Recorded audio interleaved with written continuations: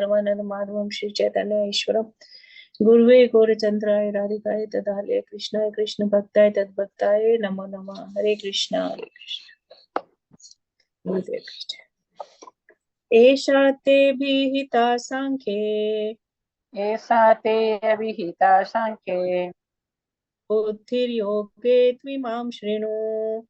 बुद्धिर्योगे त्विमं शृणु।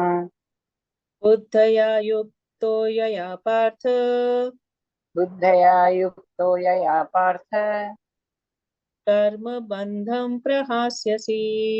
कर्म बंधम प्रहास्यसि। हरे कृष्णा। यदि मैंने विश्लेषित अध्ययन द्वारा इस ज्ञान का वर्णन किया है, अब निष्काम भाव से कर्म करना बता रहा हूँ, उसे सुनो। हे प्रथापुत्र, तुम यदि ऐसे ज्ञान से कर्म करोगे तो तुम कर्मों के बंधन से अपने को मुक्त कर सकते हो। हरि बिल्कुल। तो अब ये 39 नंबर श्लोका से भगवान जो है थोड़ा सा चेंज कर रहे हैं, टॉपिक को चेंज कर रहे हैं। तो भगवान बोले देखो अर्जुन, अर्जुन बोला ना कि मैं तो डिसीजन नहीं ले पा रहा हूँ कि मैं क्या करूं, मेरे लिए क्या सही है। तो भगवान सबसे पहले कहाँ से स्टार्ट किए? आत्म साक्षात्कार से स्टार्ट किए कि अर्जुन ये समझो कि तुम जिसके बारे में बात कर रहे हो, तुम तो शरीरों के बारे में बात कर रहे हो, जबकि तुम शरीर हो ही नहीं। यहाँ पे जो भी खड़े हैं, हम जो भी हैं, जितने भी हैं, सब जीवात्माएं हैं, कोई शरीर नहीं है। क्योंकि शरीर तो नश्वर है और आत्मा नश्वर नहीं है। और जो चीज नश्वर है तुम उसके लिए शोक मना रहे हो, तो तुम इस शोक से बाहर निकलो, क्योंकि बेकार की चीज के लिए रो रहे हो। जब हम कपड़े बदलते हैं तो कभी भी पुराने कपड़ों के लिए नहीं रोते हैं, तो तुम क्यों ये बेकार की चीजों के लिए रो रहा है? तो ये जान लो कि हम शरीर नहीं है, हम आत्मा है। तो अर्जुन बोला ओके ठीक है भगवान, आगे? भगवान बोले अब आगे जब तुम समझ गए कि तुम शरीर नहीं हो, आत्मा हो, तो तुमको अब क्या करना चाहिए? क्योंकि इस भौतिक जगत में अब आ पड़े हैं, और इस भौतिक जगत में आने के बाद हमको शरीर मिल चुके हैं। तो अब क्या करेंगे? अब हमको क्या करना होगा? हमको ड्यूटीज का पालन करना होगा। हमारे जो कर्तव्य है उनका पालन करो। तो यहाँ पे अब 39 में अर्जुन को भगवान बोल रहे हैं कि देखो यहां तक मैंने तुमको अब आत्मा का वैश्लेषिक अध्ययन, वैश्लेषिक अध्ययन किसको बोले जाता है? जब आत्मा और शरीर का पूरा डीप साइंटिफिक नॉलेज, पूरा डीप नॉलेज जब किसी चीज की दी जाती है तो उसको बोला जाता है वैश्लेषिक अध्ययन। इसको सांख्य दर्शन भी बोला जाता है। जो लोग भागवतम पढ़े हैं उन्होंने देखा होगा कि पहले कपिल मुनि ने देवहूति को भी दिया था। आपको याद आया होगा, कपिल मुनि ने जब अपनी माता देवहूति को ज्ञान दिया था तो उसको क्या बोला जाता है? सांख्य दर्शन। आत्मा और शरीर का ज्ञान उन्होंने ये वहां भी दिया था। और कपिल मुनि क्यों कौन है? भगवान के ही अवतार है। तो यहाँ पे हमने जाना कि आत्मा की प्रकृति, आत्मा की नेचर क्या है, आत्मा का स्वभाव क्या है, आत्मा क्या कर सकती है, क्या नहीं कर सकती है, या उसके साथ क्या किया जा सकता है, क्या नहीं किया जा सकता, उसकी हम लोगों ने ये प्रकृति को जाना। और यहाँ पे भगवान, हम लोग एक चीज ये भी जाने कि क्योंकि आत्मा ना तो मर सकती है ना मार सकते हैं हम आत्मा को, कोई मार भी नहीं सकता। ना हन्यते हन्य माने शरीरे, भगवान बोले ना।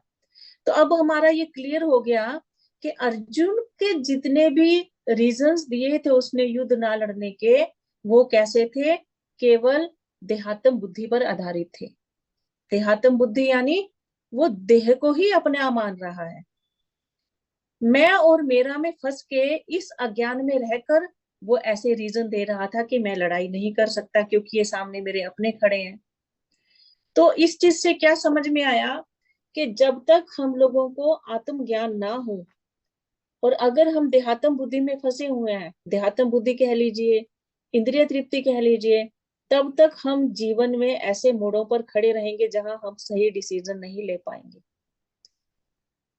क्योंकि सही डिसीजन वही ले पाएगा जिसको नॉलेज होगी। जो ज्ञान में होगा, जो अज्ञान में रहेगा, वो कभी भी जीवन में सही डिसीजन नहीं ले पाएगा। तो इसीलिए अर्जुन की ये सिचुएशन हुई कि वो सही डिसीजन नहीं ले पाया, और इसी अज्ञान को भगवान आत्मा के ज्ञान के द्वारा यहाँ दूर कर रहे हैं।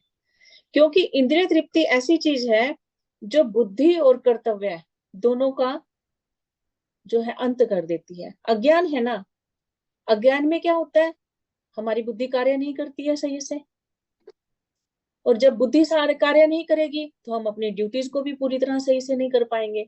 इसलिए भगवान ने आत्मा और कर्तव्य को जोड़ के ये यहाँ 12 नंबर से लेके 39 तक ये ज्ञान दिया कि आत्मा को समझो और अपनी ड्यूटीज को समझो, अपनी सिचुएशन को समझो कि तुम एक्चुअल में क्या हो। क्योंकि आत्मा को कोई मार नहीं सकेगा, और शरीर कभी ना कभी तो खत्म होने वाला है ही है, उसको तो मरने से रोक नहीं सकते। तो जिस चीज को मरने से रोक नहीं सकते उसके लिए शोक क्यों कर रहा है, क्यों दुखी हो रहा है। तो सही डिसीजन क्या है कि तुम उठो, इस समय कर्तव्य क्या है अर्जुन का, युद्ध करो। क्योंकि आत्मा तो ये नए वस्त्र वैसे भी चेंज करती रहेगी, आत्मा कभी भी एक ही शरीर में रहने वाली नहीं है। जैसे जैसे उसका अकाउंट खत्म होता रहेगा, नए वस्त्रों में वो नए शरीरों में जाती रहेगी, और ये एक शरीर से दूसरे शरीर में घूमना, जब तक हम कर्म शून्य नहीं हो जाते तब तक ये चलता रहेगा। यही मेन वैश्लेषिक ज्ञान, या जिसको सांख्य ज्ञान बोला जाता है, यही है सबसे मेन।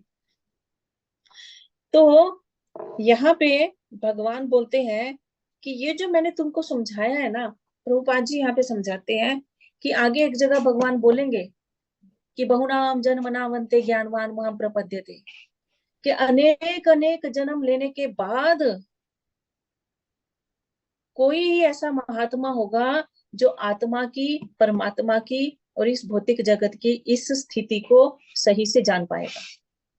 क्योंकि इसको गूढ़ रूप में जान पाना कोई आसान नहीं है। कभी कभी लोग जान तो पाते हैं, जान तो लेते हैं, मतलब दिमाग से जान लिए, लेकिन उसको अप्लाई नहीं कर पाए। कोई होगा जो इस ज्ञान को ले भी लेगा और उसको अपने जीवन में अप्लाई भी कर सका। हर किसी के बस की बात नहीं है। लाखों करोड़ों में कोई एक इस ज्ञान की तरफ आएगा, फिर उन लाखों करोड़ों में से कोई एक होगा जो इसको अप्लाई करेगा।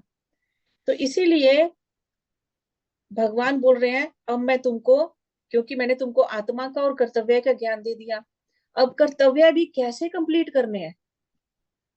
अब देखिए, आप बोलेंगे कि हम तो अपने जीवन में सारा दिन ड्यूटी कर ही रहे हैं, हम तो सारी ड्यूटियां दे ही रहे हैं, लेकिन क्या वो जैसे भगवान ने बताया वैसे है? क्या वो सही तरीका है आपका ड्यूटी पालन का? आप जो अपने जीवन में दिन रात कर्म कर रहे हैं, 24 घंटे हम लोगों से कर्म हो रहे हैं, हम अगर सारे काम छोड़ के भी बैठ जाएंगे तब भी हम कर्म करेंगे, तब भी हमसे कर्म होते रहेंगे हमारे मन के द्वारा। हमारे, हम सांस ले रहे हैं, हम कुछ सोच रहे हैं, वो कर्म तब भी चलते रहेंगे, कर्म कभी रुकते नहीं है।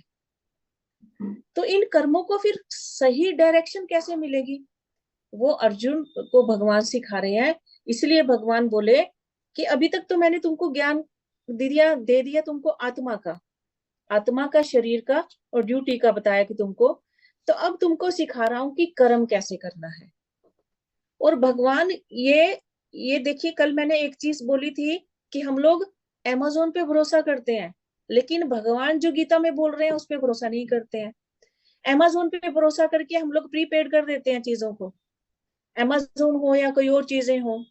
लेकिन भगवान गीता में पूरा खुल के बोल रहे हैं, क्या बोले हैं, अगर तुम जिस तरह से मैं बता रहा हूं ऐसे कर्म करोगे तो कर्मों के बंधन में कभी भी नहीं पड़ोगे, उनसे मुक्त हो जाओगे। ये कौन बोला? सृष्टि का रचयिता, ये वो बोला जो हम सबका मालिक है। ये गारंटी किसने दी? जिस जो जो उस व्यक्ति ने दी जो हमको इन कर्मों के बंधन से निकाल सकता है। केवल वही व्यक्ति है जो निकाल सकते हैं। और हम क्या करते हैं, भगवान ने इतनी गारंटी दे दी फिर भी हमको फेथ नहीं होता, और इसीलिए हम लोग मनमाने ढंग से कर्म करते हैं। तो यहाँ भगवान बोल रहे हैं अर्जुन को कि देखो, अगर जैसे मैंने बताया, अगर इस तरह से करोगे तो मैं गारंटी देता हूं कि तुम कर्मों के बंधन से मुक्त हो जाओगे। तो इससे बड़ी और गारंटी किसको क्या चाहिए, है ना। तो यहाँ पर प्रभुपाद जी बोलते हैं,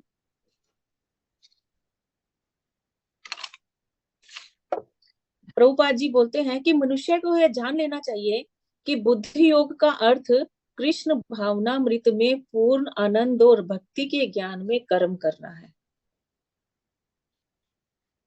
जो व्यक्ति भगवान की तुष्टि के लिए कर्म करता है, वह कर्म चाहे कितना भी कठिन क्यों ना हो, वह बुद्धि योग के सिद्धांत के अनुसार कार्य करता है और दिव्य आनंद का अनुभव करता है।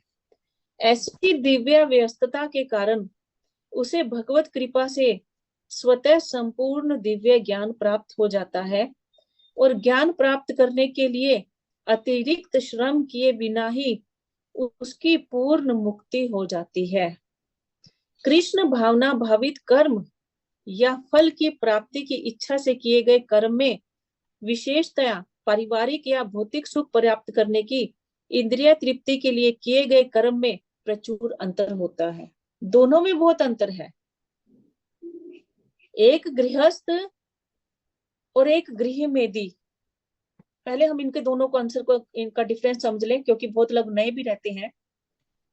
गृहस्थ और गृह मेदी, इन दोनों में अंतर है। हम लोग सब अपने आप को गृहस्थ बोलते हैं, वास्तव में हम सब गृहस्थ है ही नहीं है। गृहस्थ वो है जिसके फैमिली के सेंटर में कौन है, भगवान श्री कृष्ण भगवान है। और गृह मेदी कौन है, जिसके फैमिली के सेंटर में उसके फैमिली के मेंबर्स हैं, चाहे किसी के माता पिता हो, किसी के पुत्र पुत्रियां हो, किसी के पति पत्नी हो, कुछ भी हो सकते हैं, संबंध, है ना। तो दोनों का कार्य जब आप देखोगे, गृहस्थी एक भक्त भी चला रहा होता है, गृहस्थी एक गृहमेदी भी चलाता है, लेकिन दोनों के कार्यों में और दोनों के कार्यों के फलों में, दोनों में अंतर आ जाएगा। बल्कि जब आप एक गृहस्थ को देखोगे तो वो ज्यादा अच्छे से अपने हर रिश्ते को सेटिस्फाइड करके चल रहा होता है।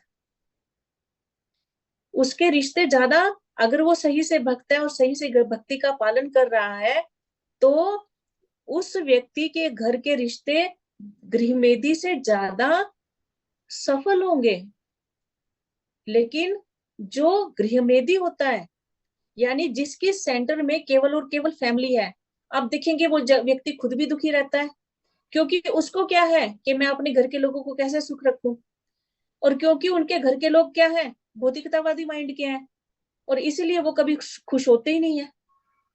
वो अपनी गर्दन भी काट के रख देगा, तब भी गृहस्थी के लोग खुश नहीं होते। हम देखते हैं अपने अपने जीवन में, जिन लोगों की फैमिली जो है बहुत ज्यादा मनी माइंडेड है या बहुत ज्यादा इंद्रिय तृप्ति में रहती है, वो लेडीज दिन भर लगी रहेंगी, लेकिन तब भी परिवार संतुष्ट नहीं होता।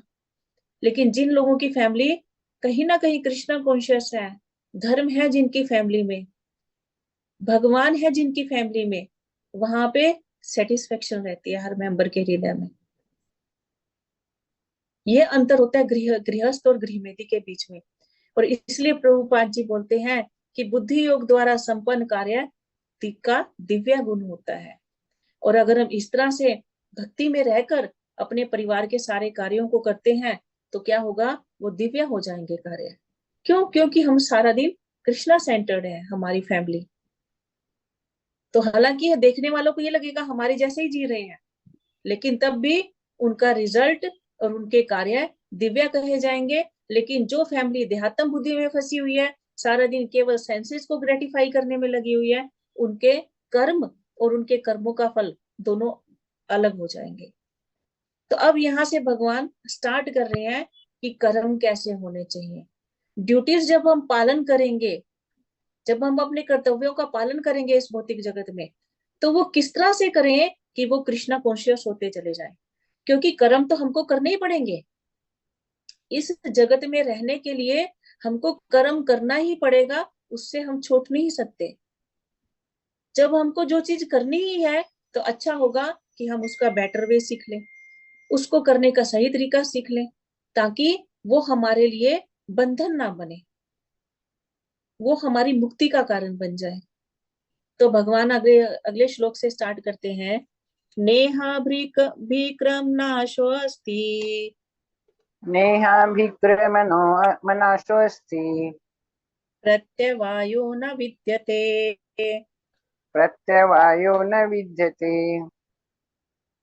स्वल्पमप्यस्य धर्मस्य स्वल्पमप्यस्य धर्मस्य त्रायते महतो भयात्।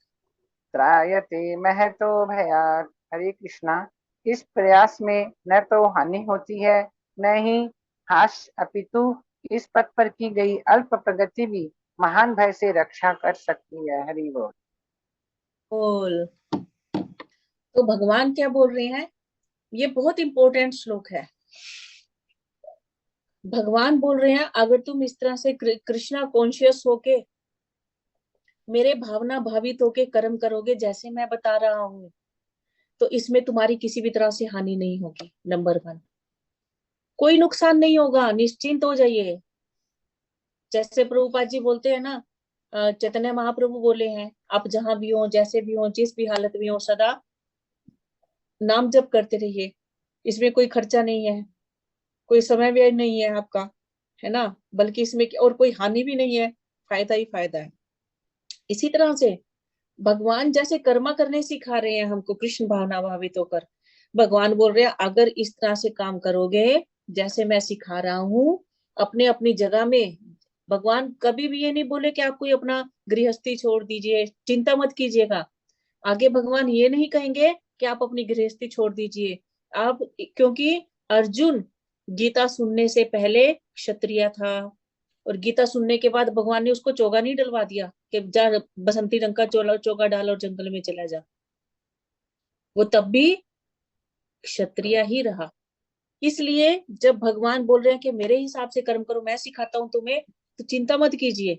भगवान आपको कहीं चेंज नहीं करेंगे, यहाँ से कहीं और डिपोर्ट करने वाले नहीं है कि किसी और फैमिली में भेज देंगे, या आपको घर छोड़ना पड़ेगा या बच्चे छोड़ने पड़ेंगे। इस चीज की चिंता मत कीजिए।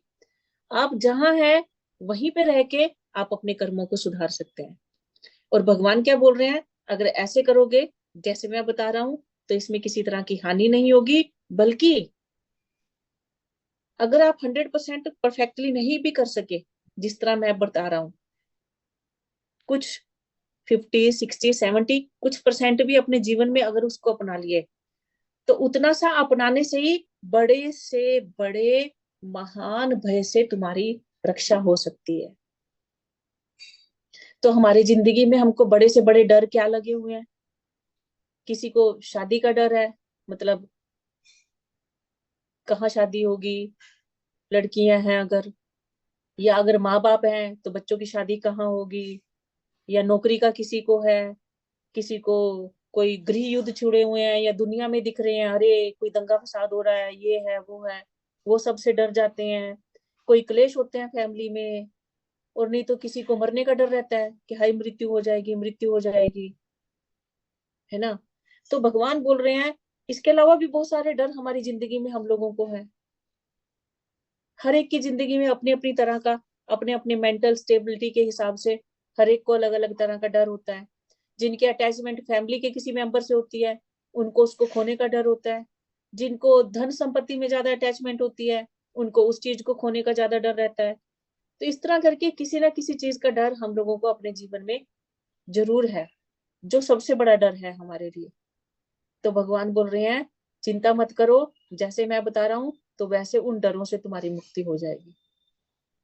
त्रायते महतो भयात, बड़े से बड़े डर से तुम्हारी रक्षा हो सकेगी, अगर मैं जैसे बता रहा हूं ऐसे तुम कार्य कर लोगे तो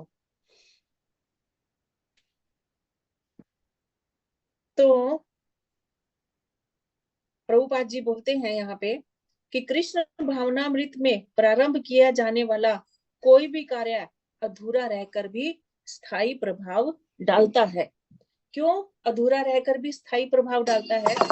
आप देखेंगे इस भौतिक जगत में हम जब कोई कार्य करते हैं, ठीक है, सपोज आप एक डिग्री ले लो, सपोज आपने एक डॉक्टर की डिग्री ले ली या कोई जज बन गया, जब आप मरेंगे, मरने के बाद जब आपका दूसरा जन्म होगा, पहले तो यही नहीं पता मनुष्य बनेंगे कि नहीं बनेंगे, क्या बनेंगे।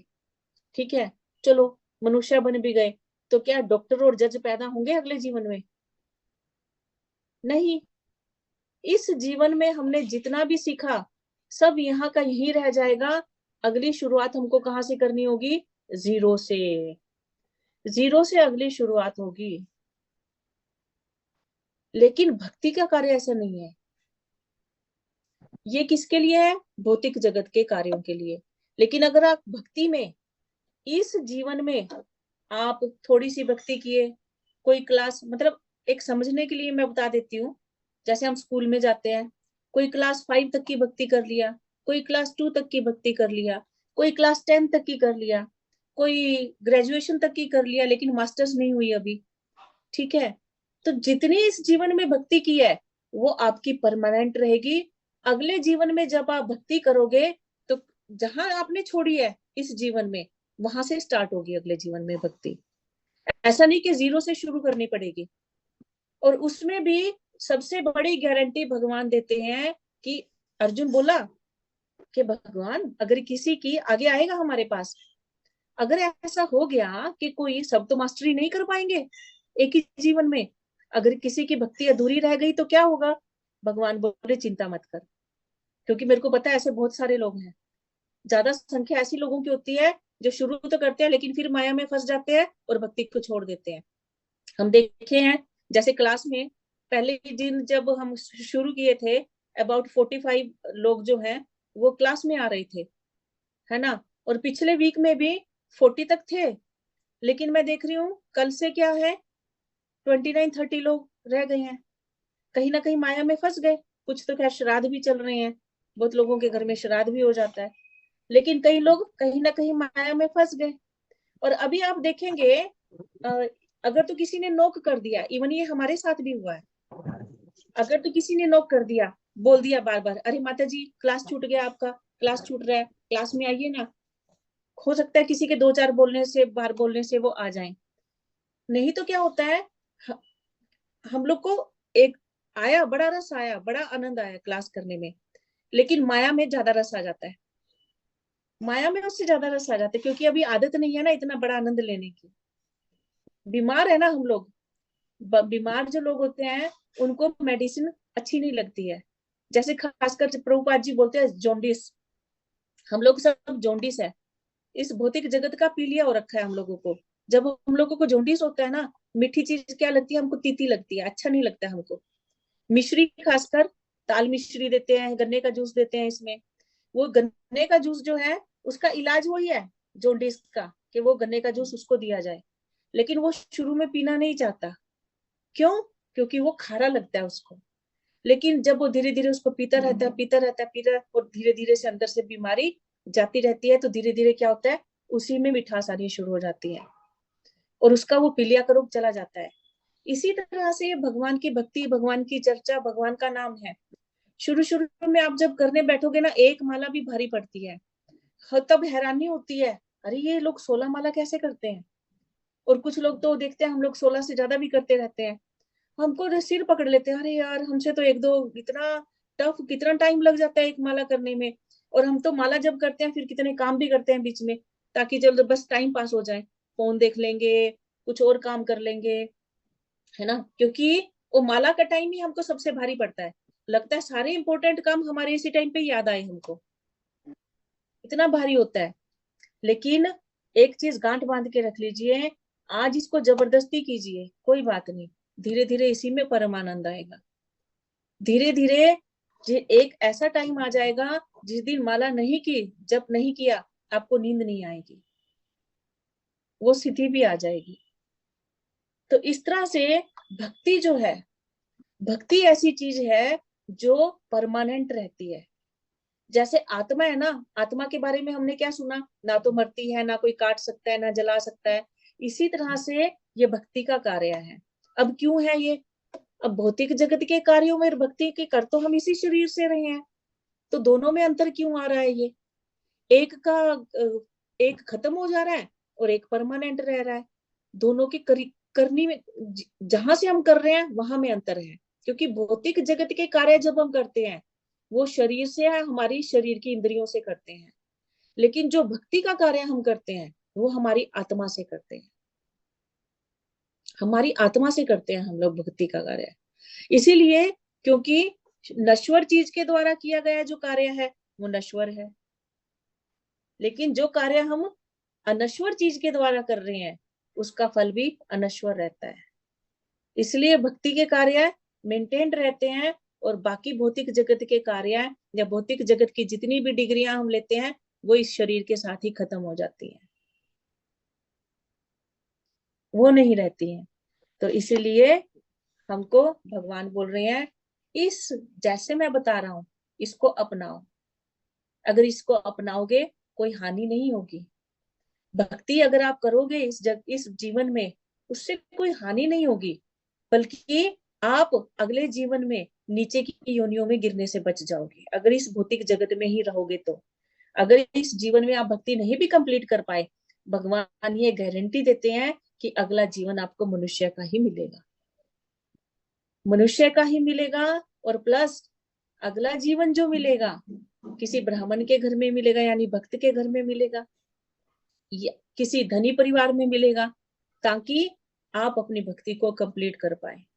अगर आप में से किसी को अब धनी परिवार में आपका आगमन हो गया है तो इसका मतलब अब भगवान ने आपको भक्ति पूरी करने के लिए भेजा है, ताकि आपकी भौतिक जगत की चिंताएं खत्म हो सके, आप निश्चिंत होकर भक्ति करो।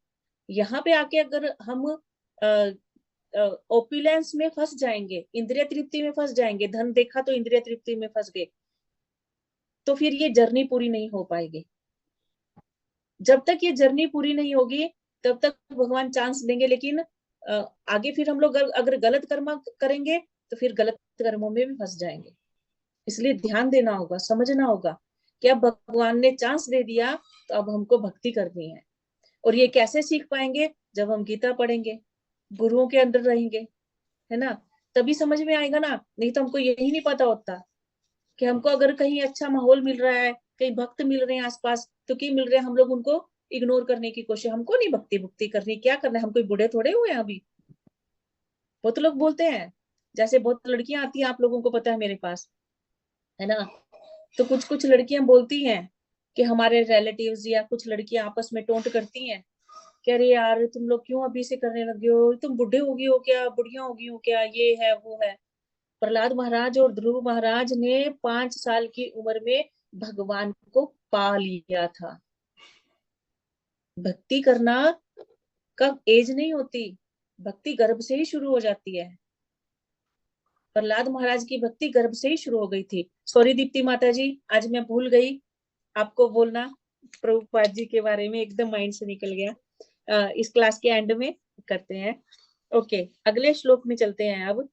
अच्छा, इसके लिए आज आप मैं एक स्टोरी सुनाती हूँ, एक छोटी सी, कि कैसे अगर हम भक्ति का छोटा सा भी कार्य कर लेते हैं तो वो कैसे मेंटेन्ड रहता है, और उसका कितना भगवान जो बोले ना, त्रायते भय तो त्रायते महतो भयात।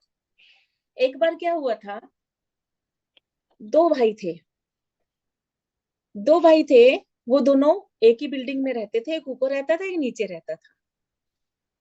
आप लोगों में से बहुत लोगों ने सुनी हुई है, जो पुराने हैं, लेकिन जो नए हैं उन लोगों के लिए मैं बोल रही हूँ।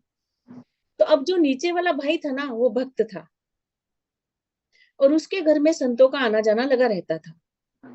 लेकिन जो ऊपर वाला भाई था वो बहुत क्या बोलते हैं, नास्तिक था, एकदम भी भगवान का नाम लेना नहीं चाहता था।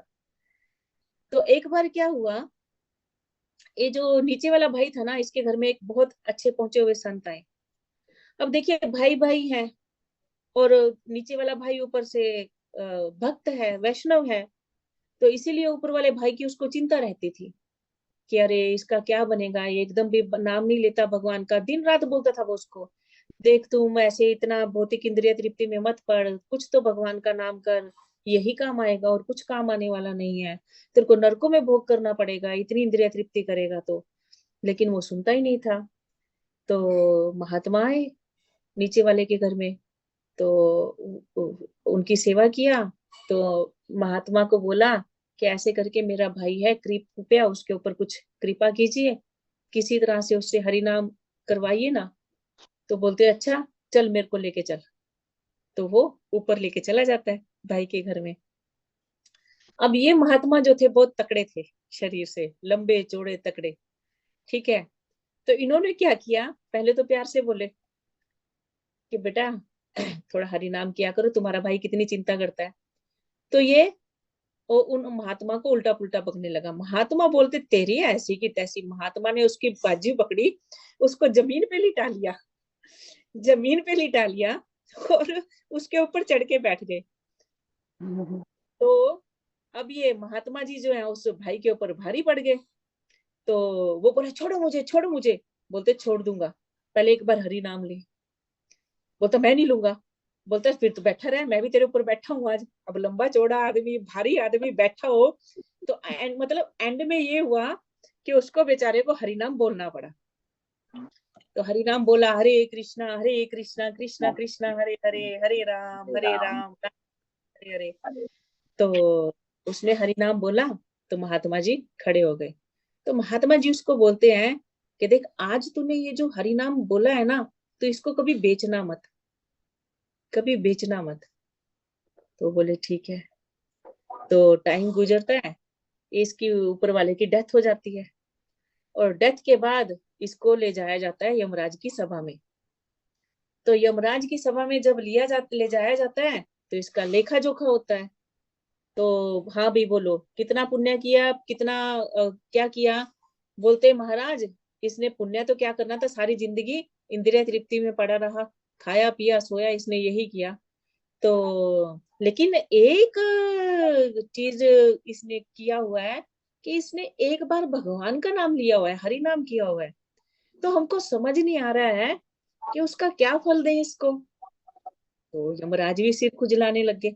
बोलते प्रभु आप बताइए कि क्या करें, इसके लिए क्या करें जो इसने हरि नाम किया है एक, उसके लिए इसको स्वर्ग में भेजना है कि नरक में भेजना है, क्या करना है, क्या होगा उसका, क्योंकि एक ही हरि नाम लिया हुआ है। तो यमराज बोले ये तो मेरे को भी नहीं पता क्या करना है। तो बोलते चलो फिर किसी से पूछो। बोलते ठीक है, हमसे ऊपर तो ब्रह्मा जी है ना। नहीं पहले बोले शिव जी के पास चलते हैं। तो शिव जी के पास जाने लगे। तो बोले इसको भी तो लेके जाना होगा, इसी का तो निर्णय होना है। तो वो ठीक है ले चलते हैं। तो ये चले जी लेके। तो ये जा रहे हैं। और ये क्या बोल रहा है जो भाई था, बोलते यार भूख लगी है कुछ। बोलते अब तेरे क्वेश्चन का समाधान करने जा रहे हैं। बोलता मेरे को भूख लगी है, मैं क्या करूं, मेरे को कुछ खाने को दे। तो यमराज के दूत क्या कर रहे हैं, उसको खाने को दे रहे हैं, सेवा कराते हुए जा रहा है। तो अब पहुंचे शिव जी के पास। तो शिव जी के पास सारा वृतांत सुनाया कि ऐसे करके है। तो शिव जी बोले एक हरि नाम का क्या फल है, ये तो मुझे भी नहीं पता कि क्या करना चाहिए, उसको कहाँ भेजना चाहिए एक हरि नाम के बदले। तो बोलते ठीक है, तो चलो हमारे सीनियर है ब्रह्मा जी, उनसे पूछते हैं। ठीक है, क्योंकि उन्होंने सृष्टि बनाई है, इस सृष्टि में जो की है तो भगवान ने उनको निमित्त बनाया है। तो उनको ज्यादा पता होगा शायद। तो अब ये जाने लगते हैं। तो ये क्या बोल रहा है जो आदमी था, बोला अरे कितना चलाओगे तुम लोग मेरे को, हाँ मैं थोड़ा थक गया हूँ, थोड़ा पालकी वालकी का इंतजाम करो। तो पालकी, उसके लिए पालकी लेके आई। बोलता मैं तो नहीं चल पाऊंगा। अब सोचिए यमदूत और यमराज उसको पालकी में उठा के लेके जा रहे हैं। पालकी में उठा के लेके गए ब्रह्मा जी के पास। ब्रह्मा जी को पूछा कैसे करके, सारे तो इसके पाप है, सिर्फ एक हरि नाम है, उसके बल पे क्या करें, इसका क्या डिसीजन दे इसको। ब्रह्मा जी बोले अरे बाप रे, ये तो मुझे भी नहीं पता कि केवल एक हरि नाम का इसको क्या फल मिलेगा। तो क्या करें, क्या करें, क्या करें, चलो ऐसे करते हैं विष्णु जी के पास चलते हैं, क्योंकि ब्रह्मा जी का डायरेक्ट कांटेक्ट कहाँ पे है, क्षीरोदक्षाई विष्णु। तो विष्णु जी के पास हैं वो लोग। तो विष्णु जी के पास जाते हैं और ये अपना पालकी में बैठा हुआ आराम से खाता पीता हुआ जा रहा है, और बाकी सब लोग आराम से अपने अपने उसमें चल रहे हैं। तो जब जाते हैं तो वहां जाके सब प्रणाम करते हैं, और ये आदमी खड़ा हुआ देख रहा है। और उसको बहुत अच्छा लगता है, वाह भगवान का वैकुंठ कितना सुंदर सब दिख रहा है।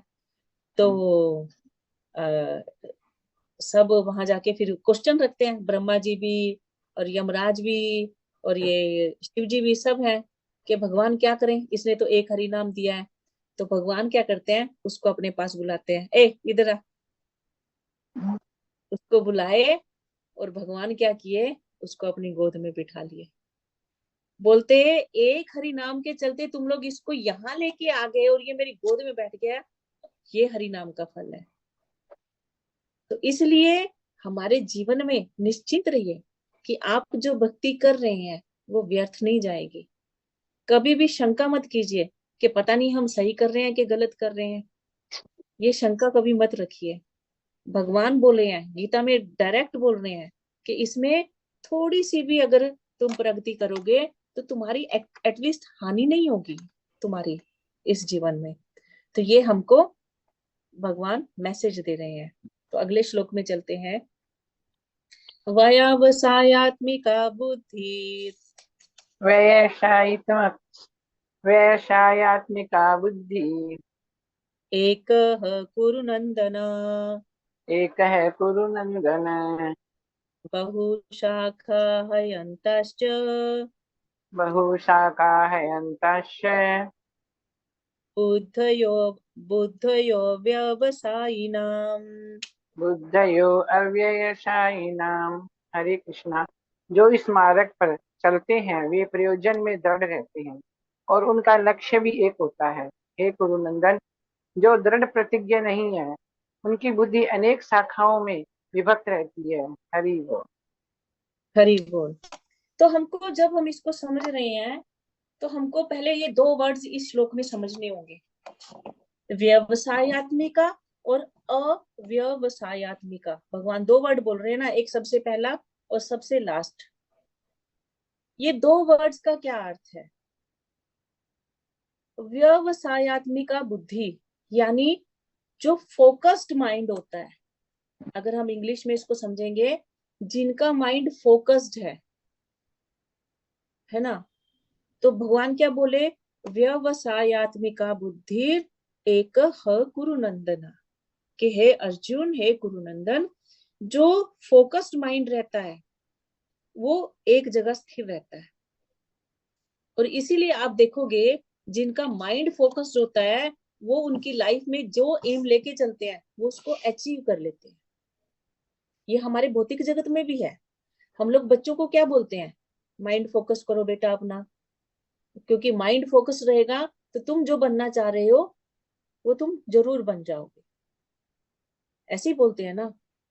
लेकिन जिनका माइंड फोकस नहीं होता, अव्यवसाय ये नाम है ना, जिनका माइंड जो है 10 जगह में चलता है, बहुशाखा हयंतश्च, वो उनका कभी गेम में चल रहा है, कभी मूवी में चल रहा है, कभी बाहर खेलने जाने में चल रहा है, कभी दोस्तों से बातचीत में चल रहा है। ऐसे करके वो कभी स्थिर माइंड नहीं होते जिनका। वो क्या करते हैं, जगह जगह अपना दिमाग रखते हैं और इसलिए जीवन में सफल भी नहीं हो पाते। ऐसे लोग उतना अच्छा कभी भी गेन नहीं कर पाते जितना फोकस माइंड वाले, स्थिर बुद्धि वाले जो हैं वो कर लेते हैं। तो इसीलिए यहाँ पे क्या है कि हमको अपने माइंड को एक जगह स्थिर करना होगा। अब हमको कहाँ स्थिर करना है, देखिए इस भौतिक जगत में रहते हुए दो रास्ते होते हैं हमारे पास। अब हमको क्या करना है, एक तरफ स्थिर करना होगा। दो रास्ते क्या हैं, एक है आध्यात्मिक रास्ता और एक है भौतिक रास्ता। अगर हम में से कोई सोचे कि ठीक है हम लोग बहुत अच्छे से एंजॉय भी करेंगे, भौतिक जगत में भी रहेंगे, भौतिक चीजों को भी एंजॉय करेंगे, इंद्रिय तृप्ति भी करेंगे और ठीक है भक्ति भी कर लेंगे, तो कभी भी सक्सेसफुल नहीं हो पाएंगे। अगर हम जगह जगह दो नावों में पैर रख के चलने की कोशिश करेंगे तो एक टाइम आएगा डूबेंगे ही डूबेंगे, कभी भी उस पार नहीं जा पाएंगे। क्योंकि दोनों नावें जो हैं वो अलग अलग दिशा में जा रही हैं। एक भौतिक जगत की तरफ जा रही है और एक आध्यात्मिक जगत की तरफ। भौतिक जगत वाला रास्ता टोटली ऑपोजिट है, और आध्यात्मिक जगत का दूसरी तरफ है। अगर पैरेलल हो तब भी शायद एक चांस होता है कि चलो दो पावों में नावों में पैर रखेंगे तो शायद पहुंच जाएंगे, तब भी एक चांस होता है। लेकिन यहाँ तो दोनों का डेस्टिनेशन ही अलग अलग है। तो ऐसी स्थिति में आप दो नावों में जब पैर रखोगे तो क्या होगा, पानी में डूबोगे ही डूबोगे। इसलिए भगवान बोले हैं व्यवसायत्मिका बुद्धि एके रह कुरु नंदना। एक तरफ रखो अपनी बुद्धि को, जगह जगह उड़ाओगे, जगह जगह रखोगे तो वो कभी भी सफलता आपको हाथ नहीं रखेगी। तो ये व्यवसायत्मिका बुद्धि कैसे होगी? इसका सबसे बड़ा गुण क्या है? श्रद्धा। सबसे पहले हमारी श्रद्धा, हमारा पूर्ण विश्वास होना चाहिए कि भगवान जो बोले हैं कि इस तरफ अगर तुम थोड़ा सा भी कुछ करोगे तो उसमें तुम्हारी कोई हानि नहीं है, मतलब हम अवश्य करेंगे इस तरफ कुछ। अगर हम कृष्ण भावना भावित होंगे तो उसमें किसी भी तरह की कोई हानि नहीं है। इस पे हमको, भगवान की वाणी पे हमको दृढ़ विश्वास होना चाहिए, पूर्ण श्रद्धा होनी चाहिए, तब हम अपने माइंड को पूर्ण कृष्ण भावना भावित कर पाएंगे। आप देखिए गीता का जितना भी नॉलेज है वो बहुत प्रैक्टिकल है, ये जस्ट कहने के लिए नहीं है। आप देखिए अपने जीवन में, हम कभी कभी जिन चीजों को पहले जानते ही नहीं थे वो चीजें हमको इस गीता में देखने को और सुनने को मिलती हैं। पहले हम कभी सोचे ही नहीं थे कि जब किसी की डेथ हुई तो गया तो कौन गया, बॉडी तो सामने पड़ी होती थी। वेरी फर्स्ट टाइम जब मैं क्लास कर रही थी तो जब प्रभु ने ये एग्जाम्पल दिया, जो प्रभु हम लोगों को सिखाने आते थे उस टाइम पे, जब ये हम लोगों का भक्ति वृक्ष के क्लासेस चलते थे, तो वाकई उस टाइम हो गया कि बोलते हैं, सही में बोलते हैं कि तुम्हारे दादाजी चले गए। तो बच्चा बोलता है बॉडी तो सामने पड़ी है तो दादाजी कहाँ गए, दादाजी तो सामने पड़े हैं। तो गया कौन? आत्मा गई। और यही चीज भगवान गीता में समझा रहे हैं, सबसे पहली नॉलेज भगवान यही तो दे रहे हैं आत्मा की। और आगे आगे भी हम चीजें जो बहुत देखेंगे, जिन चीजों में हम फंसे हुए हैं इस भौतिक जगत में अज्ञान के कारण, जिन चीजों को हम फॉलो कर रहे हैं, हमको लगता है कि सब एक ही हैं, एक ही भगवान है, सब एक ही, किसी के लिए भी कुछ करेंगे तो वो भगवान, मतलब एक जैसा फल मिलेगा, ऐसा नहीं है। अगर हम दिल्ली जाएंगे, दिल्ली की ट्रेन में बैठेंगे तो दिल्ली पहुंचेंगे, अगर हम बॉम्बे की ट्रेन में बैठे हैं तो बॉम्बे पहुंचेंगे। बहुत प्रैक्टिकल नॉलेज दी हुई है गीता में, खाली इसको एक सही गुरु के माध्यम से समझने की जरूरत है बस। तो ये गीता अपने आप में बहुत प्रैक्टिकल है। तो एक बार मैं एक लेक्चर सुन रही थी, उसमें बता रहे थे कि प्रभुपाद जी जब बाहर में थे, न्यूयॉर्क में थे, एक बहुत बड़े एमआईटी कॉलेज में गए, मतलब आ, बहुत बड़ा था वो कॉलेज। तो पूरा कैंपस प्रभुपाद जी घूमे घूमे घूमे घूमे और फिर लेक्चर हॉल में चले गए। और लेक्चर हॉल में प्रभुपाद जी सबसे पहले एक चीज बोले कि तुम्हारा कैंपस बहुत सुंदर है, बहुत बड़ा है, हर फील्ड के बारे में इसमें कहीं अलग अलग ब्रांचेस बनी हुई है, लेकिन एक चीज मिसिंग दिखी मुझे। वो क्या? इसमें कहीं भी आत्मा के बारे में कोई ब्रांच नहीं बनी हुई है। तुम कौन हो, तुम एक्चुअल में कौन हो, ये तुमको कोई बताने के लिए कोई नहीं है ब्रांच बनी हुई यहाँ पे। ये नॉलेज की कमी इस भौतिक जगत की नॉलेज में है। आज देखिए हम स्कूलों में जो बच्चों को पढ़ा रहे हैं, सिर्फ और सिर्फ बॉडी से रिलेटेड लैंग्वेज दी जा रही है, नॉलेज दी जा रही है, लेकिन जो हम वास्तव में है, एक्चुअल में है, सोल जो है हम लोग, उसकी नॉलेज नहीं दी जा रही है। हम लोग मरने के बाद कहाँ हमारा अगले डेस्टिनेशन हो, क्या होगा, उसकी तैयारी नहीं कराई जा रही है, जो कि सबसे बड़ा विषय है ना। तो इस तरह से प्रभुपाद जी बोलते हैं कि हमको इस गीता के ज्ञान को सही से समझना होगा और इसके थ्रू जानना होगा कि हमको एक तरफ कैसे होना है, एक माइंड एक तरफ लगाना कैसे है। क्योंकि जब तक हमारा माइंड एक तरफ नहीं लगेगा, जब तक हम फोकस माइंड नहीं होंगे, तब तक हम अपने एम्स को अचीव नहीं कर पाएंगे। प्रभुपाद जी बोलते हैं यहाँ पे, जब कोई कृष्ण भावनामृत में लीन होता है तो उसके सारे कार्य आध्यात्मिक धरातल पर होते हैं, क्योंकि उनमें अच्छे और बुरे का द्वैत नहीं रह जाता। क्योंकि तब जब हम भगवान के लिए कोई कार्य करते हैं, हम कभी भी ये नहीं सोचते कि अच्छा है कि बुरा है, क्योंकि बुरा कुछ होता ही नहीं है भगवान की सेवा में, है ना। कृष्ण भावनामृत की सर्वोच्च सिद्धि देहात्म बुद्धि का त्याग है, क्योंकि हम वहां केवल और केवल भगवान के विषय में सोच रहे हैं, हम लोग अपने विषय में नहीं सोचते हैं। हम ये सोचते हैं कि भगवान को क्या अच्छा लग रहा है ना, क्या आज उनको क्या किया जाए, या और भी भगवान से रिलेटेड जो करते हैं। कृष्ण भावनामृत की प्रगति के साथ क्रमशः यह अवस्था स्वतः प्राप्त हो जाती है। मतलब हम अपने आप ही जब हम भगवान की भक्ति में लगते हैं तो देहात्म बुद्धि धीरे धीरे अपने आप खत्म होनी शुरू हो जाती है। कृष्ण भावना भावित व्यक्ति का दृढ़ निश्चय ज्ञान पर आधारित है, क्योंकि जैसे जैसे हम भगवान की सेवा में लगते हैं, उनके बारे में श्रवण करते हैं, तो भगवान क्या करते हैं, धीरे धीरे अपना ज्ञान हमारे हृदय में स्थापित करना शुरू करते हैं। और जैसे जैसे वो नॉलेज हमारे अंदर भगवान की दिव्य नॉलेज आती है, तो वो दिव्य नॉलेज क्या करती है, हमारे हृदय में जो अज्ञान है उसको भगाना शुरू कर देती है।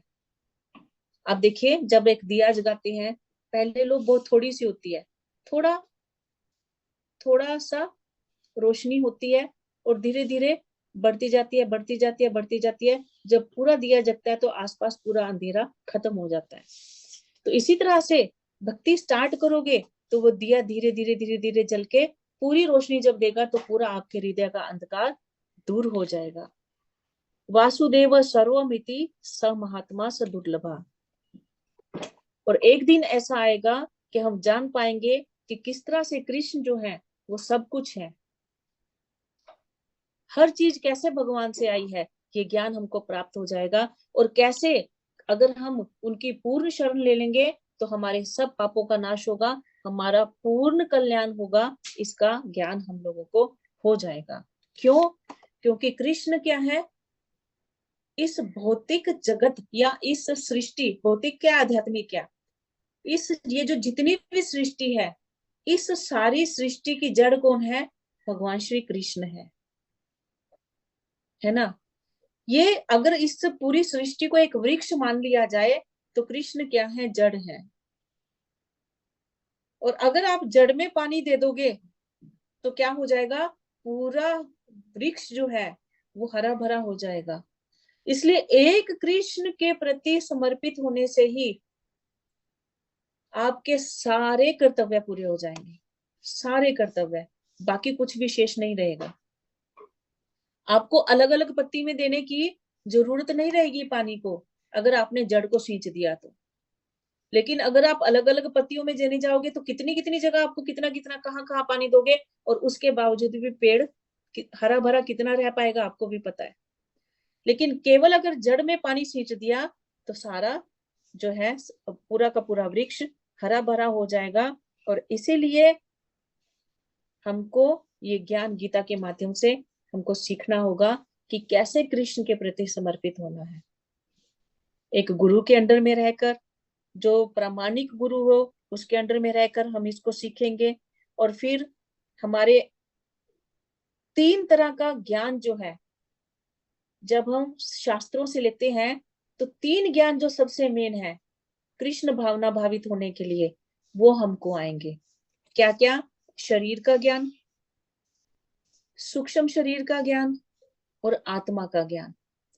अगर ये ज्ञान हमारे पास सही रूप में आ गए तो हम अपने आप ही हमारा मन कृष्ण भक्ति की ओर जाएगा, कृष्ण भावना भावित हो जाएगा। क्योंकि ये आत्मा शरीर और सूक्ष्म शरीर, ये जो भौतिक शरीर है, स्थूल शरीर, हमको पता ही है 5 तत्वों से बना है, और सूक्ष्म शरीर 3 तत्वों से बना है, मन बुद्धि अहंकार।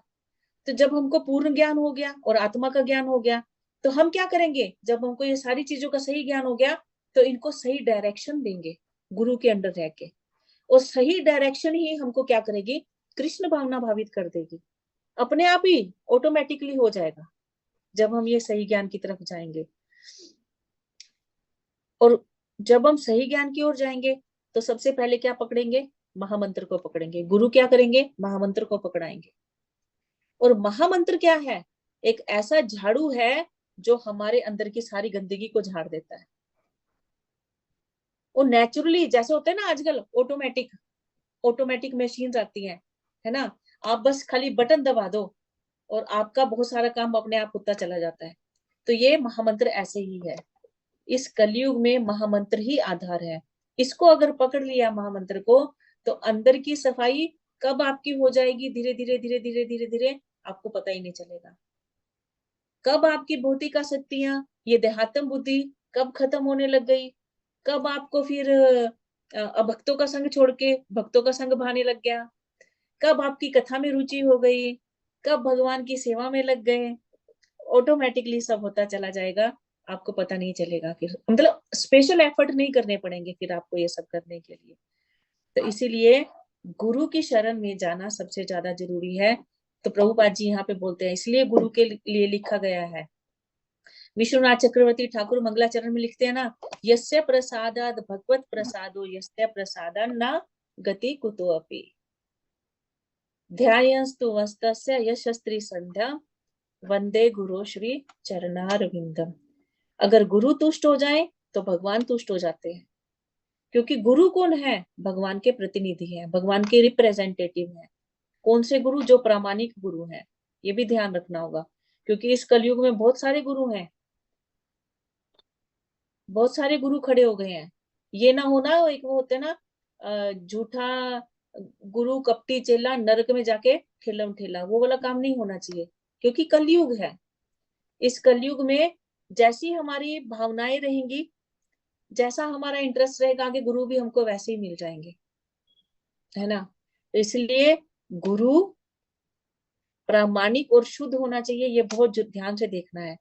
और ऐसे गुरु की शरण में ही जाने से भगवान प्रसन्न होंगे, और भगवान प्रसन्न होंगे तो भगवान का प्रेम मिलेगा इन गुरु की कृपा से, और गुरु की कृपा से भगवान का प्रेम मिलेगा, तो इससे ज्यादा और चाहिए क्या, है ना। तो गुरु की शरण में जाना बहुत जरूरी है। 2 श्लोकास ओ पुणे एक हो गया। एक्चुअली अभी क्या है ना, तत्व ज्यादा चल रहा है इस चैप्टर में। आप देखेंगे ये चैप्टर का नाम क्या है? गीता का सार। और इसको अगर हम सही से समझ जाएंगे ना, तो आगे की गीता आराम से जल्दी निकल जाएगी। मतलब क्योंकि ये मेन आ गया। और सबसे बड़ी बात है, ये बेसिक नॉलेज है। जब तक नींव मजबूत नहीं होगी, आगे बिल्डिंग उतनी मजबूत खड़ी नहीं हो पाएगी। इसलिए अगर इस तत्व को क्लियर करके चलेंगे ना, इस तत्व को सही से समझ के चलेंगे, तो गीता को आगे सही से समझ पाएंगे और उसको अपने जीवन में सही से उतार पाएंगे। इसीलिए अभी आप देख रहे हैं, मैं उतना जल्दी नहीं भगा रही हूँ जितना मैंने पहले किया था, क्योंकि पहले उतना तत्व नहीं था। और इस तत्व को समझना, अगर हमको भक्ति में आगे बढ़ना है, बहुत जरूरी है। इसलिए मैं थोड़ा स्लो करके चल रही हूँ। मेरे को था आज लेकिन 45 तक कंप्लीट करने का, और कहेंगे तो आप 2 श्लोक और करा देती हूँ मैं, क्योंकि इसमें ज्यादा नहीं है, थोड़ा सा करने से हो जाएगा। ठीक है, 2 श्लोक कर लेते हैं आज।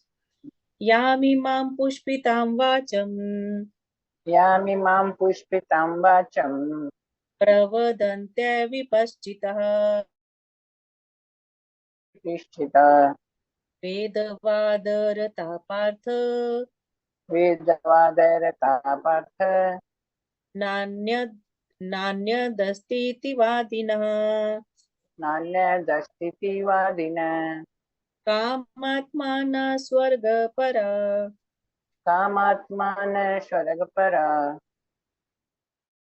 प्रदाम् जन्म कर्म फल प्रदाम् क्रिया विशेष क्रिया विशेष बहुलाम् क्रिया विशेष बहुलाम् भोग ऐश्वर्य गतिं प्रति। भोगेश्वर्य गतिं प्रति। हरे कृष्णा।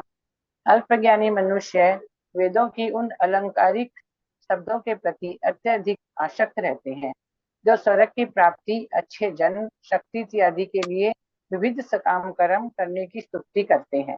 इंद्रिय तृप्ति तथा ऐश्वर्यमय जीवन की अभिलाषा के कारण वे कहते हैं कि इससे बढ़कर और कुछ नहीं है। हरि वो। हाँ, तो भगवान जब अर्जुन को ये गीता का ज्ञान दे रहे हैं, तो वेद शास्त्र, वेदों को पढ़ने से ज्यादा ये गीता क्यों इम्पोर्टेंट है, या ये कहें कि इस्कॉन में कह लो या प्रभुपाद जी ने गीता पे ही ज्यादा जोर किया क्यों दिया, गीता और भागवतम में।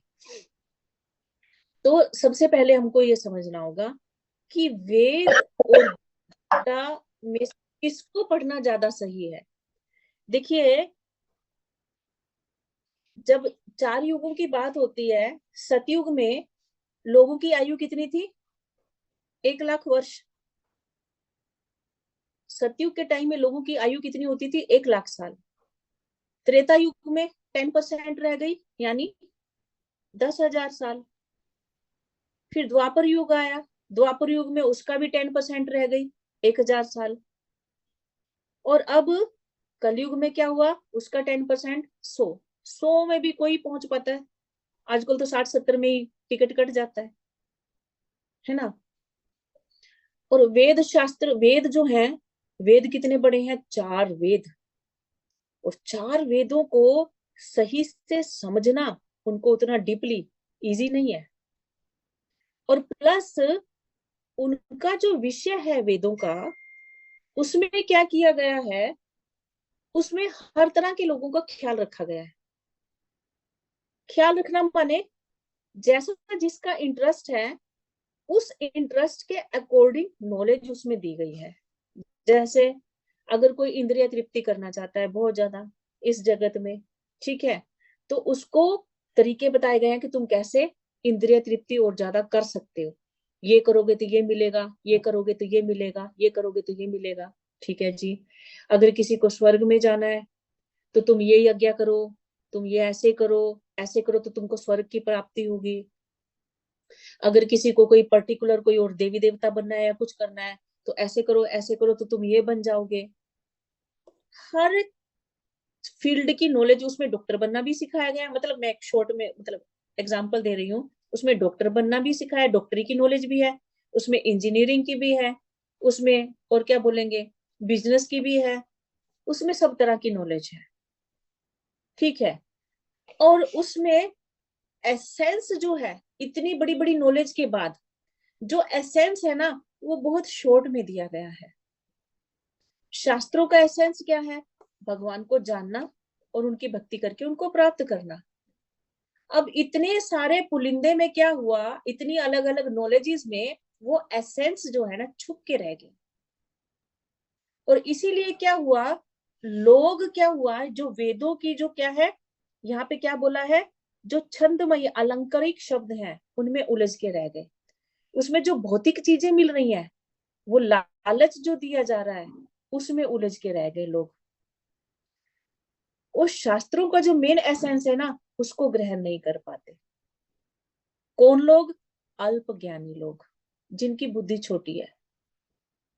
वो लोग वेदों की भाषा में उलझ के रह जाते हैं, और उस किसी को ये चाहिए, किसी को वो चाहिए, और उसके अकॉर्डिंग अलग अलग कर्म कांडों में फंस जाते हैं। कर्म कांड माने हम ये काम करेंगे तो हमको ये प्राप्त होगा, हम वो काम करेंगे तो हमको वो प्राप्त होगा, इसको कर्म कांड बोला जाता है। मतलब ये कोई यज्ञ या कुछ करेंगे तो उसके बदले में उनको कोई भौतिक चीज चाहिए होती है। किसी को पुत्र प्राप्ति चाहिए, किसी को सुंदर पत्नी चाहिए, किसी को अच्छा पति चाहिए, है ना, किसी को गाड़ी बंगला चाहिए, किसी को बहुत सारा धन चाहिए। तो ये सब क्या है? ये इंद्रिय तृप्ति की चीजें हैं। और ये क्या है? अलग अलग यज्ञों के द्वारा, व्रतों के द्वारा, या अलग अलग अनुष्ठानों के द्वारा प्राप्त की जाती है। और ये सब की नॉलेज कहाँ मिलती है? वेदों में, वेदों में। ठीक है। और इसीलिए ये चीज को ही यहाँ पे भगवान बोल रहे हैं। क्या बोले? देखिए, अभी अभी ये जो मैंने समझाया ना, इसके बाद अब आपको ये समझ आ जाएगा जब इसको पढ़ोगे। अल्पज्ञानी मनुष्य वेदों के उन अलंकारिक शब्दों के प्रति अत्यधिक आसक्त रहते हैं, जो स्वर्ग की प्राप्ति, अच्छे जन्म, शक्ति इत्यादि के लिए विविध सकाम कर्म करने की संस्तुति करते हैं। जैसे रावण 4 वेद पढ़ा हुआ था, और 4 वेद के बल पे उसको पता था कि शिव जी क्या क्या पावर्स दे सकते हैं, और शिव जी की भक्ति किया, और शिव जी से वो चीजें प्राप्त किया। भक्ति नहीं किया एक्चुअली, उनकी तपस्या कर करके उनको प्रसन्न किया, और वो आशुतोष हैं, परम प्रसन्न होने वाले हैं, और उन्होंने उनको दे दिया। लेकिन शिव जी के पास जो सबसे बड़ी चीज है भगवान की भक्ति, वो नहीं ली, भौतिक जगत की चीजें ले ली। इसी तरह से हिरण्यकशिपु जो है, किसकी तपस्या किया? ब्रह्मा जी की। और ब्रह्मा जी की तपस्या करके ऐसे ऐसे वरदान पा लिए, और उसको लगा कि मैं अमर हो गया। ये है वेदों की अलंकारिक भाषा। लोग क्या करते हैं, किसी को शक्ति चाहिए, किसी को सोने की लंका चाहिए, किसी को ये चाहिए, किसी को वो चाहिए, और हम लोग भी ऐसे ही उनमें फंस के रह जाते हैं। आगे भगवान क्या बोल रहे हैं? इंद्रिय तृप्ति तथा ऐश्वर्यमय जीवन की अभिलाषा के कारण वे कहते हैं कि इससे बढ़कर और कुछ नहीं है, या यही एंड है। ये सबसे बड़ा ज्ञान है। इसलिए कभी कभी लोग बोलते हैं, अरे प्रभु जी, काम ही पूजा है, हम तो अपने काम में ही हमको तो भगवान दिखते हैं, काम ही पूजा है ना। गीता का कोई एक लाइन पकड़ के वो लोग बोल देते हैं, कर्मण्येवाधिकार अस्ते, भगवान बोले हैं कर्म ही पूजा है, तुम्हारा अधिकार है, तो हम तो कर्म ही करते हैं। अरे भगवान उससे आगे भी तो बोले, उससे आगे भगवान इतनी बड़ी गीता बोल दी, उसको तो समझ लो। खाली अपने मतलब की एक चीज पकड़ लिए और उसको बोले भगवान ऐसा बोल दिए, और उसमें से भी खाली अपने मतलब की चीज निकाल दी, बाकी भगवान के मतलब की चीज जो थी वो हटा दिए। भगवान जो आगे चीजें बोले उसको नहीं बोले। हम ऐसे हैं, हम ऐसे हैं। तो भगवान बोलते ऐसी चीजों में उलझकर कौन रहते हैं? अल्पज्ञानी लोग। ये कैसे है? एक मैं लेक्चर सुन रही थी, उसी का एक एग्जांपल देके बताती हूँ। जैसे एक बच्चा बीमार हुआ, हम लोग माए बहुत इंटेलिजेंट तरीके निकालती हैं अपने बच्चों को दवाइयां देने के, है ना, क्योंकि बच्चे जब छोटे होते हैं दवाइयां नहीं खाना चाहते हैं, और कोई कोई घरों में तो बड़े होके भी नहीं खाना चाहते हैं। तो अब माँ ने देखा कि बच्चा दवाई तो खा नहीं रहा है, और बच्चे के लिए दवाई देना जरूरी है, तो क्या की, माँ ने मीठे मीठे रसगुल्ले तैयार किए, ठीक है, और रसगुल्ले के अंदर दवाई डाल दी, गोली, और बच्चे को दे दिया, ले बेटा, नहीं खानी ना, फेंक मेरे दवाई, मैंने फेंक दिया दवाई, तू ये ले रसगुल्ला खा, मीठा मीठा रसगुल्ला खा तो ठीक हो जाएगा। ठीक है दी। तो जैसे यशोदा मैया ने किचन में दूध चढ़ाया हुआ था, ठीक है, तो अगली दूध देखने चली गई, आई तो देखा, वाह, रसगुल्ला बड़ा सफाचट है। तो बेटा क्या खाया आज, कैसा लगा रसगुल्ला? हाँ मम्मा, रसगुल्ला बहुत अच्छा था, लेकिन ना वो रसगुल्ले के अंदर एक सीड आ गया था, सीड तो खा रहा था, वो मैंने फेंक दिया। तो ये हम जो वेद शास्त्र है ना, वेद शास्त्रों की जो भौतिक जगत की देने वाली चीजें हैं, ये रसगुल्ले के जैसे हैं, और वो जो अंदर में दवाई है ना, वो उसका एसेंस भगवान की प्राप्ति है। हम क्या करते हैं, उस एसेंस को निकाल के फेंक देते हैं, और बाकी जो मीठी मीठी लगने वाली चीजें हैं, जो हमको कभी ठीक नहीं होने देंगी हमारी बीमारी को, जो कभी हमारी मुक्ति नहीं होने देंगी, उनको हम पकड़ के बैठ जाते हैं, उनको आनंद लेते हैं, सीड को फेंक देते हैं। तो ये वेद शास्त्र को जो चीजें हैं, ये मिलेगा वो मिलेगा, वो करते हैं, पढ़ते हैं, लेकिन फिर भी हमारी मुक्ति नहीं हो पाती है। कभी कभी बहुत बड़े बड़े यज्ञ लोग करते हैं, बहुत बड़ी बड़ी अनुष्ठान करते हैं, हमने बहुत अपने, आप लोगों ने देखा होगा, लेकिन फिर भी भक्ति नहीं प्राप्त कर पाते। क्यों? क्योंकि किसी का उद्देश्य क्या है, अरे घर में बहुत अशांति हो रही है, चलो शांति यज्ञ करो। और अरे ये मैंने बहुत लोगों को देखा है, फिर वही हंसी वाली बात हो जाती है। मैंने बहुत लोगों को देखा है, दीपावली, दीपावली क्यों मनाई जाती है? इस दिन भगवान राम जी अयोध्या में वापिस आए थे, इसलिए दीपावली मनाई जाती है। लेकिन किसी के भी मंदिर में राम जी की कोई पूजा नहीं होती, लक्ष्मी जी की पूजा होती है उस दिन। पूजा लक्ष्मी जी की कर रहे हैं, उत्सव किनका मना रहे हैं? राम जी वापिस आए थे। तो राम जी कहाँ गए, कहाँ खुशी मनाई आपने उनके आने की? आप तो लक्ष्मी जी की सेवा में लगे हुए हैं। क्यों? ताकि अगले साल के लिए हमारे घर में बहुत धन भर जाए, हम जगह जगह चिन्ह बनाएंगे, लक्ष्मी जी के पैर बनाएंगे। राम जी के पैर तो कहीं भी नहीं बनाते। कोई बनाता है क्या राम जी के पैर? आप लोगों में से हाथ खड़ा कीजिए। नहीं बनाता कोई भी कि राम जी घर आए हैं उनके पैरों के देखो निशान पड़ गए हैं हमारे घर में। ना लक्ष्मी जी के जरूर बनाएंगे। राम पूजा कहाँ गई? राम जी का स्वागत कहाँ किया हमने? क्यों? क्योंकि वहां पे हमारी इंद्रिय तृप्ति जुड़ी हुई है लक्ष्मी जी के साथ। रावण के जैसा भाव रखा हुआ है हमने। हमको लक्ष्मी चाहिए लेकिन बिना राम के, सीता चाहिए बिना राम के। सीता जी क्या है? लक्ष्मी है ना। तो हमको लक्ष्मी चाहिए लेकिन बिना राम के। तो कभी मिलेंगी क्या? ठहरेगी क्या लक्ष्मी? नहीं। तो इस तरह से हम लोग बहुत कुछ करते हैं अपने जीवन में। बहुत सारे यज्ञ कर ले, बहुत अनुष्ठान करते हैं। जैसे एक स्पेशल वो बोलते हैं ना कि ये काम करेंगे तो 72 हूरें मिलेंगी, है ना। 72 अप्सराएं मिलेंगी जाके वहां पे। तो ऐसा कर्म करेंगे, वैसा कर्म करेंगे, लेकिन वो ईश्वर की प्राप्ति तो नहीं होगी ना। जिन्होंने ये सब कुछ देना है, ये इस जगत में यहीं बैठ के रह जाएंगे। वो पता नहीं मिलेंगी कि नहीं मिलेंगी वो कर्म कर करके। तो इसलिए ये कर्म कांडों में फंसने की जाए, भगवान बोले भक्ति के कांडों में फंसो। भक्ति करो। भक्ति करोगे तो वहां पे किसी भी तरह की हानि नहीं होगी। लेकिन अगर कर्म कांडों में फंसोगे, इंद्रिय तृप्ति में फंसोगे, तो इसी में फंसे रह जाओगे। निकलने का कोई चांस नहीं है। ये जंजीरें बनेगी, कोई सोने की, कोई चांदी की, कोई लोहे की।